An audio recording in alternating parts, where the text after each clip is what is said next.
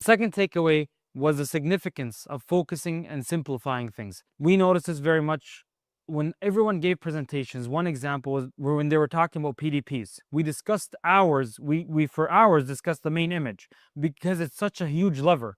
But then when discussing bullet points, you probably spent a couple minutes discussing that kind of stuff. And that was a theme across the entire 3 or 4 days, was basically really talking about the needle movers. We're not talking about stuff that wasn't as much of an impact.